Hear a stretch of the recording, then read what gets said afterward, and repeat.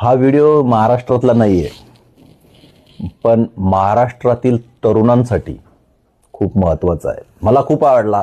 तुम्ही सुद्धा आवर्जून संपूर्ण व्हिडिओ पहा आणि हो, हा व्हिडिओ शेअर सुद्धा करा. याबद्दल तुमचं जे काय मत आहे ते कमेंट सुद्धा करा, पण संपूर्ण व्हिडिओ एकदा बघा. जय श्री राम। समझिए मैटर को आप लोग। अगर इस बार हमारी सरकार आती है तो सबसे पहले मंदिर पर काम होगा, दूसरा नंबर पुजारी लोग पर काम होगा, तीसरा नंबर आस्था पर काम होगा। समझ रहे हैं ना आप लोग को? हम लोग को सनातन धर्म बचाना है। और एक बात समझ लो, गलती से अगर मुसलमान अगर सरकार में आ गया तो सबसे पहले हिंदू खतरे में हो जाएगा। समझ रहे हो?